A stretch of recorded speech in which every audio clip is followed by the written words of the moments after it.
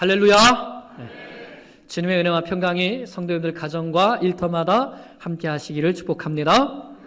옆 사람과 인사하겠습니다. 마라나타, 마라나타. 네. 주님 오심을 준비하는 우리 모두가 되기를 원합니다. 오늘 주신 말씀 의지해서 예수 이름으로 일어나 걸어라 하는 제목으로 말씀을 증거합니다. 우리가 사도행전 1장, 2장을 통해서 이제 막 태어난 교회의 모습을 보고 있습니다.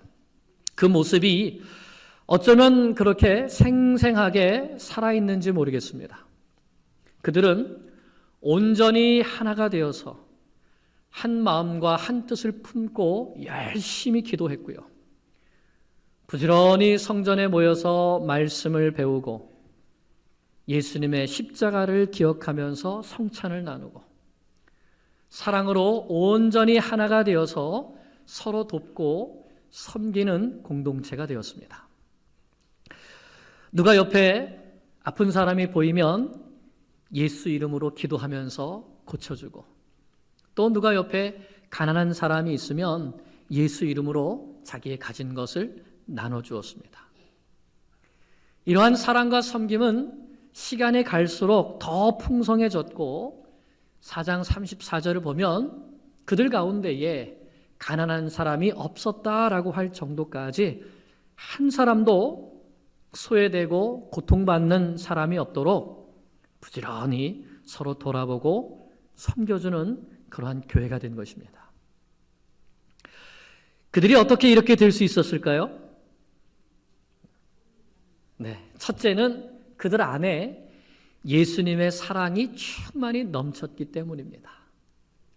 내가 어떤 죄인이었는데 정말 예수를 십자가에 못 박으라고 외쳤던 그 장본인이 바로 나인데, 이런 나를 위해서 자기 목숨까지도 아끼지 않고 십자가에 내어주신 그 예수님의 희생적인 사랑을 깨닫게 되니까 도저히 그냥 있을 수가 없었던 것입니다. 그래서 나도 예수님처럼 사랑하고 예수님처럼 희생하고 예수님처럼 섬겨야겠다는 그런 마음을 가지고 자기 것을 팔아서 가난한 사람들에게 기꺼이 나눠줬던 것입니다. 둘째는 성령 충만함을 받았기 때문입니다. 예수 사랑이 그 안에 충만하고 성령 충만을 받았기 때문이죠. 사람의 힘으로는 이렇게 할 수가 없습니다. 죽으면서까지도 움켜쥐려고 하는 게 이 사람의 욕심이죠. 그런데 성령께서 오시니까 이들이 완전히 변했습니다. 오순절 성령 받았던 120명만 그렇게 변한 것이 아니라 베드로를 통해서 복음의 말씀을 듣고 세례받고 성령 받은 모든 성도들이 다 그렇게 변했습니다. 성령이 충만해지니까 믿음도 충만해지고 사랑도 충만해지고 소망도 충만해졌습니다. 그래서 이 세상에 살고 있지만 이미 저 천국의 삶을 맛보는 사람들이 되었습니다. 한 사람 한 사람 그 마음속에 예수님을 모시고 사니까 기쁨과 감사와 섬김으로 사는 그곳이 바로 천국이었던 것입니다. 그래서 이와 같이 서로 섬기며 사랑하고 기꺼이 나눠주는 이 아름다운 모습을 보면서 믿지 않던 사람들도 교회에 다니는 사람들을, 성도들을 칭찬하기 시작했습니다. 칭찬할 수밖에 없었습니다. 그리고 이를 통해서 날마다 구원받는 사람들이 교회 가운데 더해지게 되었습니다. 우리 교회도 예수님의 사랑을 충만히 깨닫고 성령 충만함을 받아서 믿음과 소망과 사랑이 가득한 교회가 되기를 축복합니다. 그래서 세상으로부터 칭찬받는 교회, 아니 칭찬받을 수밖에 없는 교회가 되기를 원합니다. 그리고 구원받는 사람들이 날마다 더해지는 은혜가 있는 교회가 되기를 원합니다. 오늘 말씀은 베드로와 요한이 안전뱅이를 일으킨 사건입니다. 이 사건은 성령 충만한 사람은 어떻게 사는지, 무엇을 붙들고 사는지, 또 이 세상과 교회가 어떻게 다른지를 것을 분명하게 보여주는 사건입니다. 결론부터 말하자면 성령 충만한 사람은 연약한 사람을 돌봐줍니다. 성령 충만한 사람은 오직 예수 이름을 붙들고 삽니다. 세상은 은과 금을 붙들고 살려고 하지만 교회는 예수 이름을 붙들고 그 예수 이름을 전파하며 삽니다.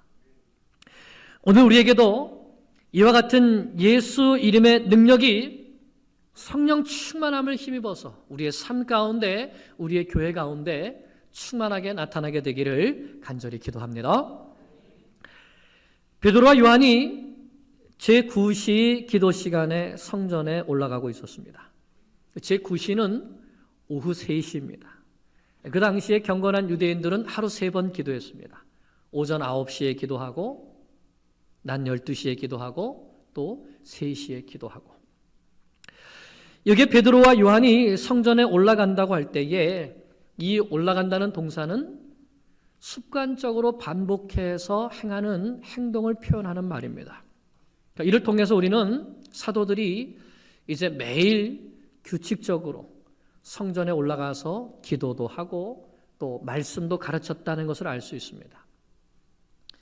이전에는 유대인의 관습을 따라서 했겠지만 예수님께서 부활하시고 승천하신 것을 목격하고 또 오순절 성령을 받은 이후에는 그야말로 성령이 충만해져서 예수님께서 이 땅에 계실 때에 습관을 쫓아서 감람산에 가서 기도하시고 새벽 오히려 미명에 일찍 일어나셔서 기도하셨던 것처럼 이 제자들도 이제는 어디에 있든지 기도하는 사람들로 바뀌게 된 것입니다.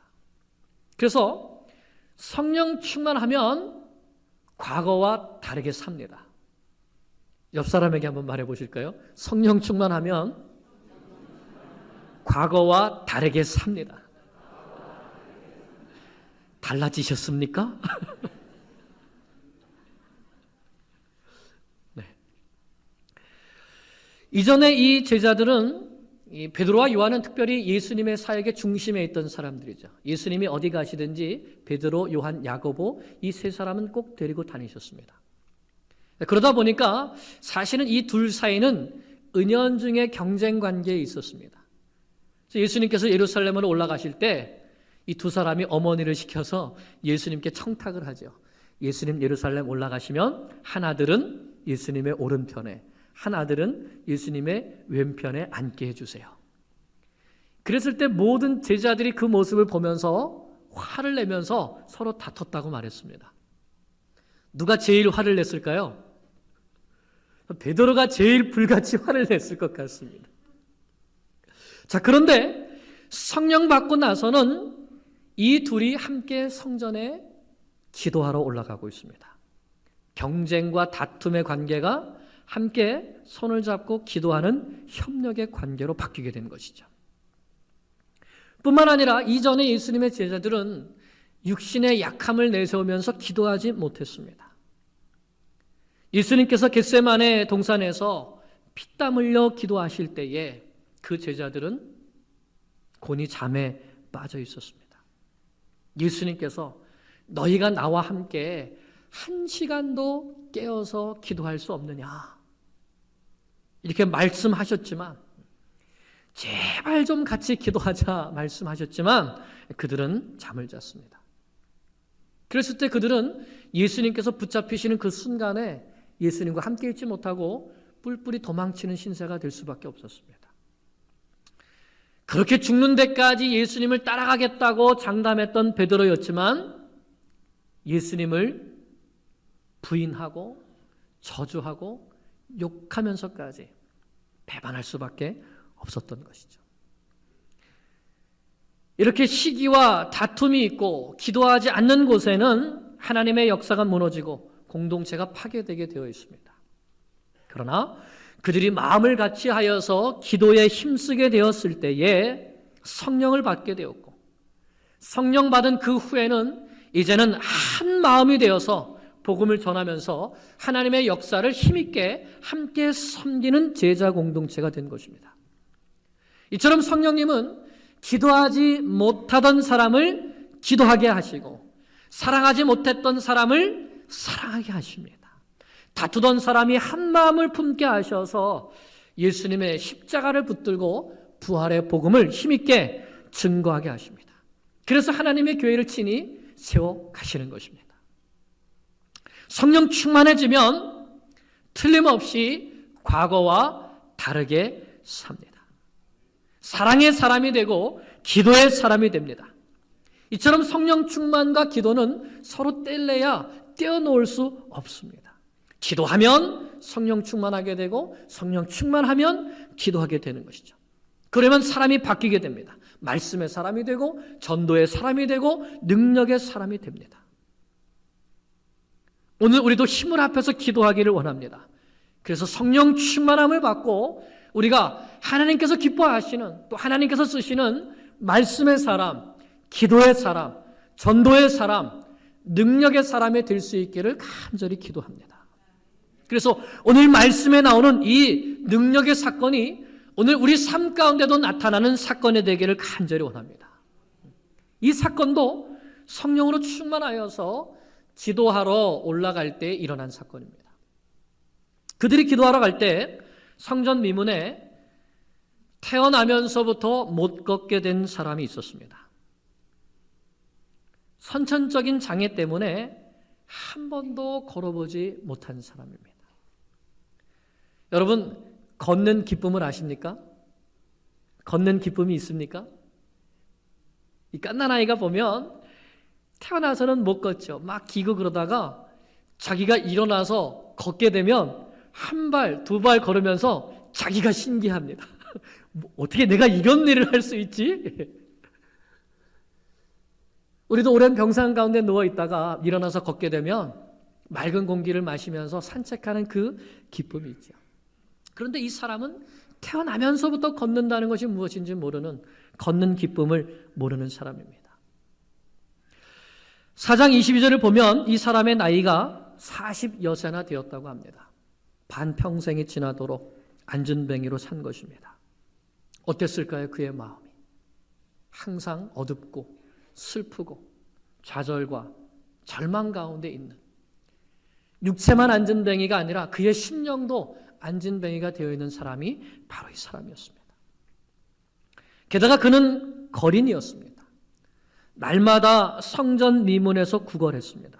그것도 다른 사람들이 아침에 이 사람을 거기에 데려다 주어야지 구걸할 수 있는 것이죠. 만약에 사람들이 데려다 주지 못하면 그 자리에 있을 수가 없습니다. 그러면 그는 살아갈 수가 없죠. 모든 삶을 다른 사람에게 의존해야지만 살아갈 수 있는 사람, 자립적으로 살 수 없는 사람, 그야말로 몸과 마음이 안전뱅이인 삶을 사는 사람, 죄로 인해서 절망하고 좌절하고 무기력함과 슬픔과 절망 가운데 살아가는 모든 사람을 대변하는 안전뱅이, 그 사람이 바로 오늘 이 성전 미문에 앉아있던 안전뱅이였습니다. 오늘도 이 안전뱅이는 늘 그렇게 했듯이 성전 미문에 엎드려서 구걸하고 있었습니다. 베드로와 요한이 지나갈 때도 똑같이 그 앞에서 구걸했습니다. 나를 좀 불쌍히 봐주세요. 조금만 도와주세요. 그런데 오늘 말씀을 보니까 베드로와 요한이 그 사람을 주목하여 보았다고 말합니다. 여기서 주목하여 본다는 이야기는 그냥 지나가면서 힐끗 봤다는 게 아니라 뚫어지게 쳐다봤다는 단어예요. 1장 10절에 보면 예수님께서 승천하실 때에 제자들이 예수님께서 승천하시는 모습을 자세히 뚫어지게 보았다고 했죠. 그 단어와 똑같은 단어입니다. 그러니까 베드로와 요한이 평소에도 여기를 지나갔을까요? 안 지나갔을까요? 평소에도 지나갔겠죠. 그럼 평소에 이 사람이 여기 있었을까요? 있었을 겁니다. 그런데 그 전에는 아마 지나가면서 불쌍하다는 마음이 들었거나 아니면은 동전을 좀 이렇게 쥐어주고 가거나 했을 것입니다. 근데 오늘 유독 이 오늘은 어떻게 하는 겁니까? 지나가다가 멈춰서서는 이 사람을 뚫어지게 바라보는 것입니다. 왜 그랬을까요? 왜 그랬을까요? 오늘 특별히 이 사람을 불쌍히 여기는, 이 사람을 돕고자 하는 마음이 그 마음 속에서 충만하게 일어났기 때문이 아닐까요? 그러면 왜 오늘 이 마음이 생겼을까요? 맞습니다. 성령께서 오늘 그 긍휼히 여기는 마음을 요한과 베드로의 심령 속에 충만히 부어주셨기 때문인 것이죠. 그래서 성령 충만하게 되면 긍휼히 여기는 마음도 충만하게 됩니다. 여러분 그렇습니까? 정말 우리가 은혜 받게 되면 불쌍히 여기는 마음도 충만해지게 되죠. 그래서 말씀 듣고 기도하고 예수님의 사랑을 깨닫게 되면 그 전에 그냥 지나쳤던 사람도 불쌍하게 보이고 돕고 싶은 마음이 생기고 긍휼히 여기는 마음이 나도 모르게 우리 속에서 터져 나오게 됩니다. 가난하고 어렵고 불쌍한 사람들을 돕고 싶은 마음이 생기는 것이죠. 누가 그런 마음을 주시는 것입니까? 예, 우리 속에 거하시는 성령께서 그런 마음을 주시는 것이죠. 그러면 그때 우리가 순종해야 됩니다. 그것도 즉시 순종해야 되죠. 그냥 지나가면 다음번에 그럴 수가 없어요. 성령께서 우리 가운데 그런 소원을 일으켜 주셨을 때에 즉시 순종하는 것입니다. 그런데 성령께서 베드로와 요한에게 이런 긍휼의 마음을 부어 주셨을 때 그들은 예전보다 더 많은 돈을 주면서 도와주지 않았습니다. 성령께서 새롭게 긍휼의 마음을 부어 주셨을 때에 그들은 이전에 하지 않았던 새로운 방법으로 이 안진뱅이를 도와주었습니다. 그게 무엇입니까? 나사렛 예수 그리스도의 이름을 준 것입니다. 6절부터 8절을 읽겠습니다. 시작. 베드로가 이르되 은과 금은 내게 없거니와 내게 있는 이것을 내게 주노니 나사렛 예수 그리스도의 이름으로 일어나 걸으라 하고 오른손을 잡아 일으키니 발과 발목이 곧 힘을 얻고 뛰어 서서 걸으며 그들과 함께 성전으로 들어가면서 걷기도 하고 뛰기도 하며 하나님을 찬송하니. 아멘. 아멘. 베드로와 요한은 뭐가 없었습니까? 예, 은과 금은 없었습니다. 그런데 그들의 심령 중심에 무엇이 있었습니까? 나사렛 예수 그리스도라고 하는 이 예수 이름이 있었습니다. 이 나사렛 예수 그리스도라고 하는 이 이름은 이 세상의 은과 금과 그 어떤 보석과도 비교할 수 없는 위대하고 높고도 능력 있고 권세 있는 이름입니다. 이 세상 사람들은 돈만 있으면 무엇인지 할 수 있다고 하지요. 그러나 여러분 그 돈을 가지고 사실은 할 수 없는 것들이 얼마나 많습니까? 사람들이 이렇게 말합니다. 사람들도 알아요. 돈을 가지고 좋은 집을 살 수 있을지는 모르지만 행복한 가정을 살 수는 없다. 돈을 가지고 좋은 침대를 살 수는 있지만 평안한 잠을 살 수는 없다. 돈을 가지고 친구도 살 수 있고 사람도 살 수 있다고 하지만 진정한 우정은 살 수 없다. 근데 무엇보다도 이 돈을 가지고 구원을 살 수가 없습니다. 영생을 살 수가 없습니다. 이 세상에 아무리 많은 은과 금을 가지고 있는 사람이라 할지라도 자기가 천국에 서 있을 수 있는 땅 한 평, 이 세상의 물질로 살 수가 없습니다. 그러나 돈으로 할 수 없는 그것을 예수 이름으로 할 수가 있습니다. 그러면 나사렛 예수 그리스도라는 이 이름에는 도대체 어떠한 권세가 있길래 베드로와 요한이 그 이름으로 일어나 걸어라 라고 외칠 수 있었을까요?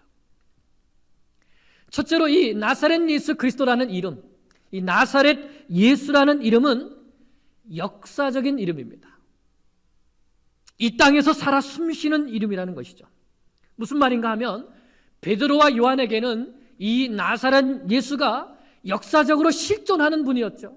내가 직접 보고 내가 직접 듣고 내가 만져보고 그분 행하시는 모든 일들을 내가 보고 들은, 그래서 하나님의 아들이심을 내가 분명히 본 그 역사적인 이름이 바로 나사렛 예수인 것입니다. 나사렛 예수는 내가 체험한 하나님의 아들입니다. 그 당시 사람들에게 나사렛 예수, 이 나사렛이란 단어는 멸시와 조롱의 단어였습니다. 나사렛에서 무슨 선한 것이 날 수 있겠느냐 했죠. 제자들도 갈릴리 출신이라고 업심여김을 당하고 경멸을 당했습니다. 그런데 베드로와 요한은 그 나사렛 예수가 모든 능력을 행하고 모든 병자를 고치고 귀신들을 내어 쫓는, 죽은 자도 살리는 그 기적과 권능을 행하시는 것을 두 눈으로 똑똑히 목격했기 때문에, 무엇보다도 예수님의 십자가와 부활과 승천을 목격했기 때문에 이제는 그분이 하나님의 아들이시라고 하는 분명한 확신을 갖고 있는 역사적인 이름이 바로 나사렛 예수인 것입니다. 사랑하는 여러분, 나에게도 나사렛 예수가 있습니까? 내 인생에 내가 직접 만난 예수님, 직접 듣고 직접 확인하며 내 인생 속에 나와 함께 해주시고 나를 구원해 주신 그 예수님, 그 나사렛 예수가 나에게도 있습니까? 그러면 우리는 그 이름을 붙들 수 있습니다. 그 이름을 선포할 수 있는 것이죠. 베드로와 요한은 바로 그 이름의 권세를 붙든 것입니다. 또한 예수 그리스도라고 하는 이 이름은 구원을 주는 이름입니다. 예수라는 이름의 뜻이 무엇입니까? 구원자라는 뜻입니다. 마태복음 1장에 아들을 낳으리니 그 이름을 예수라 하라. 이는 그가 자기 백성을 저희 죄에서 구원할 자이심이라. 예수라는 이름의 뜻이 구원자라는 뜻입니다. 그리고 그리스도는요, 기름 부음을 받은 자다. 누가 기름을 부었습니까? 하나님께서 세상 죄를 지고 가시는 어린 양으로 기름을 부으신 것이죠. 그래서 예수 그리스도라는 이 이름의 뜻은 예수님이 바로 하나님께서 직접 선택하신, 하나님께서 보내신 이 세상을 구원하는 구원자라는 뜻입니다. 하나님이 보내신 구원자, 그분이 바로 예수 그리스도이신 것이죠. 그래서 이 예수라는 이름은 모든 믿는 자에게 구원을 주시는 능력의 이름입니다. 사도들은 오직 이 이름을 외쳤습니다. 왜 그랬습니까? 사도행전 1장 12절을 보십시오. 4장 12절. 사도행전 4장 12절 같이 읽습니다. 다른 이로서는 구원을 받을 수 없나니 천하 사람 중에 구원을 받을 만한 다른 이름을 우리에게 주신 일이 없습니다. 이 세상에 다른 이름을 불러서는 구원이 없다는 것이죠. 왜요? 오직 예수 이름에만 구원이 있기 때문에. 그래서 이 예수의 이름이 모든 믿는 자에게 구원을 주시는 능력의 이름이 되는 것입니다. 요한복음 1장 12절에 영접하는 자, 곧 그 이름을 믿는 자들에게는 하나님의 자녀가 되는 권세를 주셨으니, 즉 예수 이름을 믿고 믿음으로 영접하게 될 때에 하나님의 자녀가 되고 영생을 얻고 저 하나님의 나라를 기업으로 받아 누리게 되는 것이죠. 예수의 이름이 바로 그 구원을 주는 놀라운 능력의 이름인 것입니다. 뿐만 아니라 예수의 이름은 모든 병자를 고치는 능력의 이름입니다. 베드로는 이 예수의 이름의 권세가 한 사람의 죄뿐만 아니라 그 사람 속에 있는 질병도 낫게 할 수 있다는 그 능력을 믿은 것이죠. 과거의 제자들에게는 이러한 믿음이 약했습니다. 특히 나면서 안전뱅이가 된다든지 나면서부터 소경이 된다든지 하는 그런 것은 죄 때문이라고 생각했습니다. 요한복음 9장 2절에 보면 날 때부터 소경된 사람이 있었는데 그 사람을 보고 제자들이 예수님께 이렇게 말합니다. 랍비여, 이 사람이 맹인으로 난 것이 누구의 죄 때문입니까? 자기 죄 때문입니까? 부모의 죄 때문입니까? 그런데 부활하신 예수님을 만나고 성령을 받고 나서는 180도 변한 것입니다. 나사렛 예수 그리스도라는 그 이름의 권세를 철저하게 믿는 사람으로 변화된 것입니다. 그럴 때 그들 안에 있었던 그 믿음이 실제로 삶 속에 살아 역사하는 능력으로 변화되었습니다. 삶 속에 나타나게 된 것이죠. 베드로와 요한이 비록 은과 금은 내게 없지만 내가 가진 한 가지, 나사렛 예수 그리스도라고 하는 그 이름의 권세를 의지했을 때, 그 이름이 나면서부터 안진뱅이가 된 이 사람을 치료하는 능력이 될 것을 믿었을 때, 그 믿음이 이 사람을 서서 걷고 뛰게 하는 이 능력으로, 치유의 능력으로 역사하게 된 것이죠. 그러므로 이 사람이 걷게 된 것은 바로 베드로와 요한이 예수 이름의 권세를 믿은 그 믿음으로 인하여서 낫게 된 것입니다. 우리도 그 이름의 권세를 먼저 믿으면 그 이름의 권세의 능력이 우리의 삶 가운데 나타나게 되는 것입니다. 여러분 믿으십니까? 예수 이름을 붙드십시오. 그 이름이 우리에게 구원을 주는 능력의 이름이고, 우리의 모든 연약한 것을 없애시고 우리를 강건하게 일어서서 두 발로 뛰게 하는 능력의 이름이 바로 예수의 이름입니다. 연약할 때 예수 이름을 부르십시오.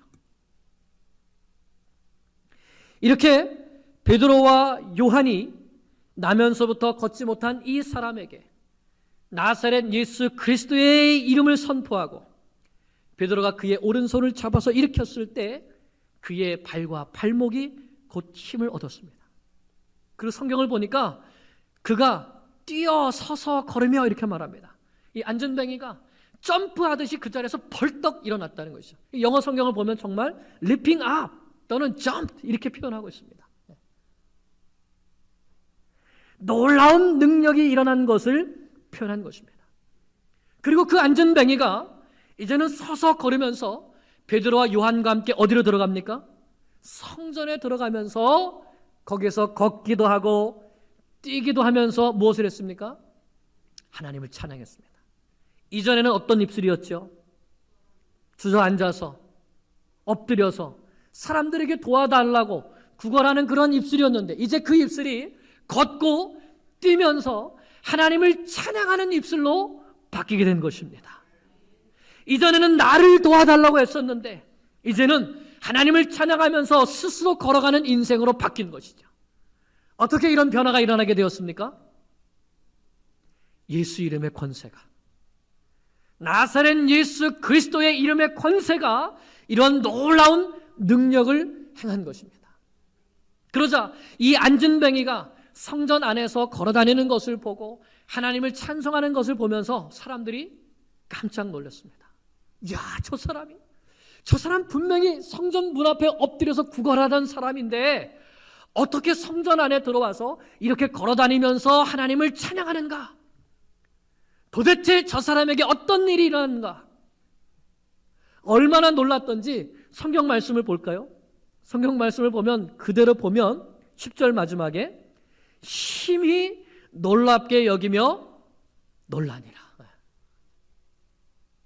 심히 놀랍게 여겼다. 사랑하는 여러분, 어떻게 이렇게 놀랍고도 놀라운 일이 일어났습니까? 나사렛 예수 그리스도, 그 이름의 권세를 믿는 두 제자의 믿음으로 말미암아 이와 같은 놀라운 역사가 나타나게 된 것입니다. 예수 이름에는 능력이 있습니다. 오늘 우리가 이 이름의 능력을 믿고 그 이름의 능력이 우리의 삶 가운데 나타나게 되기를 간절히 축복합니다. 예수의 이름은 역사적인 이름입니다. 예수님께서 행하신 모든 일들은 전설 속의 이야기가 아닙니다. 나사렛 예수는 이 땅에 오신 하나님의 아들의 이름입니다. 그 이름은 모든 믿는 자에게 구원을 주시는 능력의 이름입니다. 뿐만 아니라 모든 병든 자를 치료하고 귀신들을 내어 쫓으며 모든 약한 것들을 일으켜 세우는 능력의 이름입니다. 우리가 그 이름의 능력을 믿기를 축복합니다. 마지막으로 이런 질문을 하고 싶습니다. 예수님께서 부활하시고 승천하시기 전에 육체로 이 땅에 계실 때 예수님도 성전에 자주 오셨나요? 네, 예수님도 성전에 자주 다니셨습니다. 그러면 이 안전뱅이가 예수님께서 성전을 이렇게 다니실 때도 거기 있었을까요? 있었을까요? 없었을까요? 예, 틀림없이 거기 있었을 것 같아요. 예. 그런데 왜 예수님께서 그때에는 이 안전뱅이를 고쳐주지 않으셨을까요? 왜 그러셨을까요? 때가 아니라서. 그리고요, 그럼 때가 되면 어떻게 하시려고? 누구에게? 제자들에게, 베드로와 요한에게 너희가 고치라고. 너희가 예수의 이름의 능력을 맛보라고 남겨두신 기적이지 않았겠습니까? 아멘. 그런데 이제 베드로도 없습니다. 또 요한도 없습니다. 누가 있습니까? 누가 남겨져 있습니까? 이 세상에 우리가 남아져 있습니다. 내가 남아져 있습니다. 오늘도 이 세상에는 영적인 안전뱅이들이 있고 심령의 안전뱅이도 있고 육체적인 안전뱅이들이 있습니다. 누가 이렇게 세워야 될까요? 누구의 이름으로? 예수의 이름으로. 하나님께서 예수 그리스도를 이 땅에 보내셔서 모든 능력을 행하시고, 그리고 그 예수께서 이제 하나님의 우편에 앉으신 것은 그 예수를 믿는 그의 제자들이 나가서 예수의 이름을 선포하고, 그 예수의 이름을 선포할 때에 예수 그리스도의 이름의 능력이 모든 믿는 자들 가운데 역사함으로 말미암아 하나님의 놀라운 치유와 구원의 능력을 맛보게 하라고 예수의 이름을 우리에게 남겨주신 것입니다. 이제 우리가 그 이름의 능력을 믿기를 원합니다. 우리는 나사렛 예수 그리스도라는 이 이름이 영원히 살아있다고 하는 것을 믿기를 원합니다. 이 이름을 전하기를 원합니다. 오늘도 세상의 사람들은 어려움에 빠지면 누가 나를 은과 금으로 도와주기를 원합니다. 사람을 도와주려는 대부분의 사람들도 은과 금으로 도와주려고 합니다. 그러나 예수 믿는 우리는, 이제 이 이름의 능력을 알게 된 우리는 예수 이름으로 돕기를 원합니다. 예수님께서 부어주시는 믿음과 긍휼한 마음을 가지고 예수 이름을 선포하면서 절망 속에 있던 인생이 성전으로 뛰어들어가며 찬양하는 인생이 될 수 있도록 예수 이름을 들고 나아가는 우리가 되기를 간절히 축원합니다. 기도드리겠습니다.